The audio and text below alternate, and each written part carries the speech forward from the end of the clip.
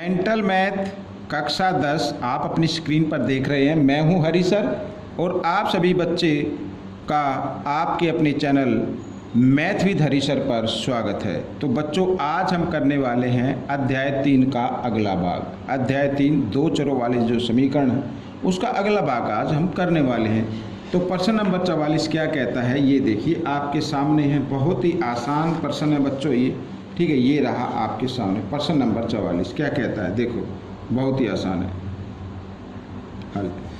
तो प्रश्न कहता है दो संख्याओं का योग 35 है और उनका अंतर 13 है, छोटी संख्या बतानी है। इसका मतलब उसमें एक बड़ी संख्या है और एक छोटी संख्या है, ठीक है। तो यहाँ पर लिख लेते हैं माना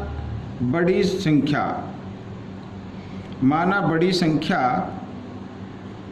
x, छोटी संख्या y, ठीक है। प्रश्नानुसार क्या कहता है कि दो संख्याओं का योग कितना है 35, तो यानी x जमा y बराबर 35, ठीक है। ये हो गया पहला समीकरण।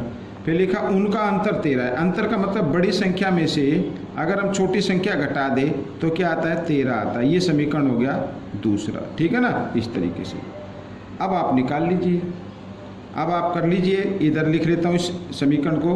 तो x जमा y बराबर 35 और x घटा y बराबर 13, ठीक है।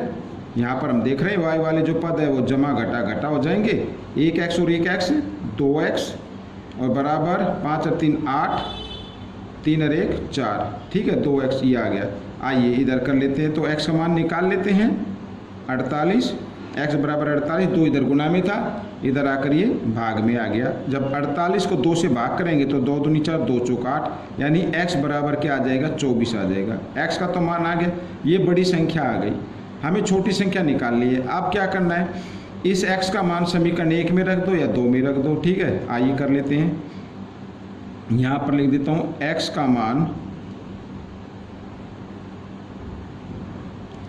समीकरण 1 में रखने पर,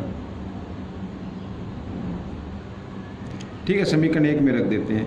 तो x जहाँ पे x लिखा वहाँ पे x का मान 24 जमा y बराबर 35, ठीक है। तो y का मान क्या आ जाएगा, y बराबर 35 और 24 जमा इधर आकर ये घटा हो जाएगा।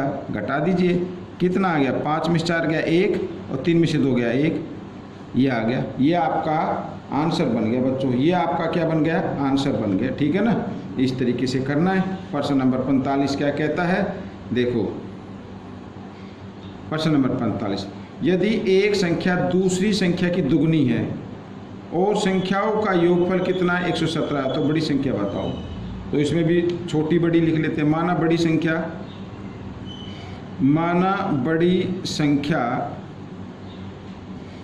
x और छोटी संख्या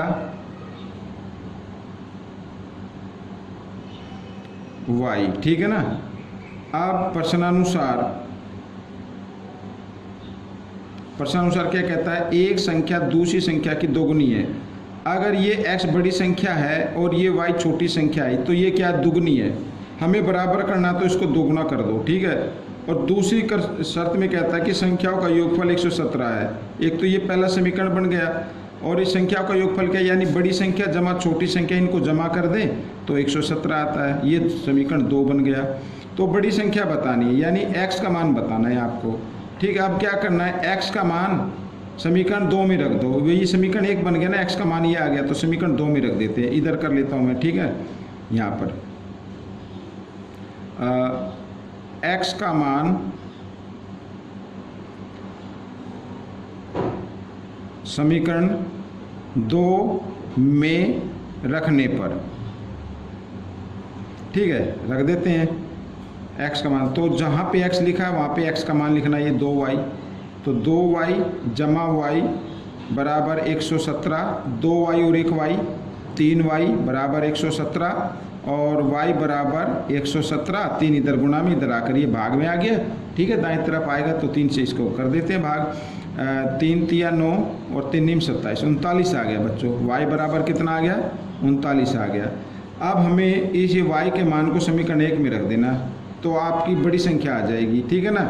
तो यहाँ पर मैं लिख देता हूँ, ये आपका आंसर नहीं है। अगर पूछा होता भाई y का मान निकाल, तो y का मान भी छोटी संख्या निकाल, तो छोटी संख्या आ गई है। तो हमें पूछा बड़ी संख्या, ठीक है, बड़ी संख्या पूछा ना, तो क्या करना, बड़ी संख्या तो हमारी x है, तो x का मान निकालना है। तो यहाँ क्या लिखा 2 और y की जगह y का मान रख दीजिए 39। 39 दूनी कितना होता है 78। ये आपका आंसर आ गया, ये आपका उत्तर बन गया, ठीक है ना। आइए करते हैं प्रश्न नंबर 47। ये रहा आपके सामने, ये भी बिल्कुल ऐसे ही है। क्या कहता है, दो संख्याओं का योग 20 है और उनका गुणनफल 75 है, तो उनके व्युत्क्रमों का योगफल बताना है। पहले तो संख्या बतानी है, फिर उनके व्युत्क्रमों का योगफल बताना है, ठीक है। तो इसमें भी लिख लेते हैं, छोटी बड़ी तो नहीं दी हुई है, लेकिन हम लिख लेते हैं। माना पहली संख्या लिख लो, माना पहली संख्या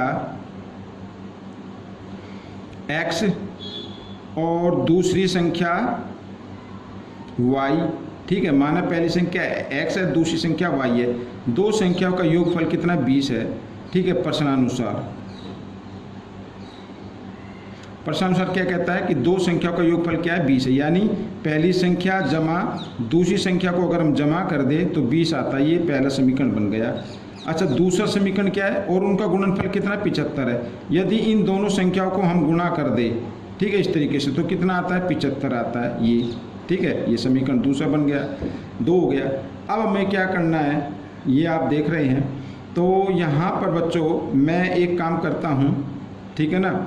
यहाँ पर क्या करते हैं, समीकरण 1 में से हमें x का या y का मान निकाल लेना है। समीकरण 1 में से x या y का मान निकाल लो, ठीक है। आइए, तो ये जैसे x का मान निकालते हैं तो बराबर 20 जमा y, इधर आकर ये घटा y हो जाएगा। x का मान आ गया। अब इस x के मान को समीकरण 2 में रख दो, ठीक है ना। यहाँ पर मैं लिख देता हूँ,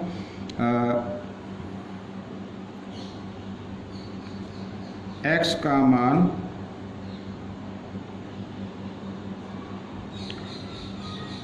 समीकरण 2 में रखने पर, ठीक है। x का मान समीकरण 2 में रखने पर, तो x जहाँ पे है वहाँ पे x का मान रखे ना है। तो ये देखो 20 घटा y, x की जगह x का मान रख दिया, और ये ब्रैकेट से 12 y बराबर 75, ठीक है। अब y को 20 से गुणा करना है, तो 20y हो जाएगा, घटा y को y से गुणा करेंगे तो y की 2 हो गया, और ये जमा 75 है, बराबर के साथ इधर लिया, घटा 75 हो जाएगा, बराबर 0 आ गया, ठीक है ना। अब मैं इसको दूसरे पेज पर बताता हूँ आपको, इस पर बताते हैं, ठीक है, इस पर बताते हैं आगे कैसे होगा। अब देखो बच्चों, यहाँ पर अब आपको क्या करना है, अब आपको जिसकी बड़ी पावर है उसको पहले लिखना है, ठीक है। तो यानी घटा y की 2 जमा 20y और घटा 75 बराबर 0 लिख सकते हैं ऐसे, ठीक है। या फिर पहले अंक को आप जमा का बना लो, ठीक है। y की 2 पहला अंक जमा के बनाओगे तो दूसरे अंक को आपको घटा का बनाना पड़ेगा। आप इस तरीके से लिख सकते हैं, तो ये घटा का होगा, ये जमा का हो जाएगा, ठीक है, ऐसे, ठीक है। एक्चुअली में होता क्या है कि दोनों पक्षों को यहाँ से घटा, यानी घटा करने पर या घटा का निशान आ जाएगा, तो घटा घटा जमा हो जाएगी, घटा ये जमा हो जाएगा, ठीक है। ये आपका समीकरण बन गया। अब क्या करना है, ये आप 75 देख रहे हैं, इधर ये y की 2, तो आपको यहाँ पर आखिरी जो पद है 75 और जो पहला पद है, इनको गुणा करने, तो 75 y की 2 आ जाएगा। क्या करते हैं, ठीक है, ये पहला पद और आखिरी पद को गुणा करते हैं, तो कितना है 75 y की 2, और बीच में जो ये है नंबर, ठीक है, जो मध्यक्रम में नंबर आया हुआ है उसके हमें करने होते हैं टुकड़े। और यहाँ पर क्या निशान है, घटा है, तो दोनों संख्याओं पर हमें घटा का निशान रखना पड़ेगा। क्यों, क्योंकि जिन दोनों संख्याओं को गुणा किया उन पे दोनों पे किसका जमा का निशान है, लेकिन यहाँ तो घटा है, तो दोनों संख्याओं पे आप घटा का निशान रखेंगे, घटा घटा जमा हो जाते हैं, ठीक है ना, इस तरीके से। तो आगे कर लेते हैं। अब देखो, तो ऐसी संख्या बतानी है कि गुणा करें तो 75 और उनको आपस में जमा करें तो 20, वो 15 और 15y और 5y होंगे, ठीक है। जमा कर लो 20 आ जाएगा, गुणा कर लो 75y की 2 आ जाएगा। तो आपको क्या करना है, आपको घटा 20y की जगह इनके जो टुकड़े आए ना ये लिखने हैं, घटा 15y, घटा 5y और जमा 75 बराबर 0, ऐसे, ठीक है ना, ऐसे करना है। अब इन दोनों में जोड़ा बना लीजिए आप। जोड़ा बनाने के बाद आपको क्या करना है, कॉमन नंबर निकाल लेना है। तो y आ जाएगा, दोनों पदों में y कॉमन है तो y आ गया, यहाँ पे एक y बचा, घटा 15 और घटा का निशान ये। अब इन दोनों में 5 आएगा, 5 के पढ़े में 5 भी आता है, 75 भी आता है, तो 5 आ गया बाहर। यहाँ पर क्या बचा, y और घटा जमा घटा और ये 15 पे आ जाएगा बराबर 0, ठीक है। अब क्या करना है, अब देखो यहाँ पर तो एक तो जो ब्रैकेट में नंबर आया, एक तो नंबर उस नंबर को लेना है, और एक जो ब्रैकेट से बाहर है एक नंबर वो ले लीजिए, ठीक है ना। तो ये आ गया, तो अब बराबर 0, तो y का मान निकालें तो ये घटा 15 इधर आकर ये जमा 15 हो जाएगा ऐसे, और ये घटा 5 है तो इधर आकर क्या हो जाएगा, जमा 5 हो जाएगा, ठीक है ना। अब ये नंबर आ गए बच्चों इसमें, ठीक है, ये नंबर आ गए। तो अब क्या कहा है, ठीक है, कि इनके व्युत्क्रमों का योगफल बताना। तो व्युत्क्रमों का योगफल मैं दूसरे पेज पर बताता हूँ, इधर ये इधर बताते हैं। तो क्या आया, y का मान एक तो 15 आया और एक क्या आया, 5 आया, ठीक है, ये आ गया। अब यही मान आएगा, अब इनके व्युत्क्रमों का योग, ठीक है। अब इसमें मान लीजिए हम देखो, अगर इस y के मान को आप समीकरण 1 में रखते हैं, ठीक है, या तो इसको रख लो या इसको रख लो, एक को रख लो। अगर 15 को रखते हैं तो y बराबर 15 हो जाएगा, x बराबर 5 आ जाएगा। अगर 5 को रखोगे तो y बराबर 5 होगा, x बराबर 15 होगा, ठीक है, ये आप कर लेना। लेकिन इसके आगे क्या करना है, इनके व्युत्क्रमों का योग, संख्या हमारी क्या है, ये आगे 15 और 5। तो चलो मैं ही कर देता हूँ, ठीक है ना, गड़बड़ नहीं होनी चाहिए। तो यहाँ पर लिख देता हूँ y का मान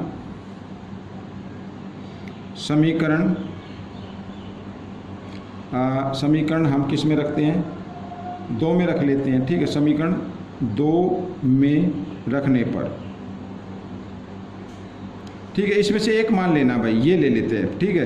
तो यहाँ के लिखा x y लिखा ना, तो x गुना y की जगह y का मान बराबर 75, ठीक है, ऐसे ही तो है। तो x बराबर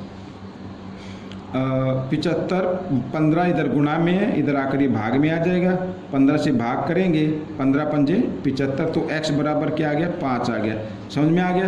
अब x बराबर आ गया 5, y बराबर आ गया 15, ठीक है। अब पूछा कि इनके व्युत्क्रमों का योगफल बताना। 5 का व्युत्क्रम क्या होगा, 1/5, और 15 का क्या होगा, 1/15, इनका योगफल बताना है। तो योगफल करने के लिए, क्योंकि ये अब भिन्न संख्या बन गई हैं, तो इनका क्या करना पड़ेगा, लघुत्तम लेना पड़ेगा। ये लघुत्तम ले लिया मैंने, ठीक है।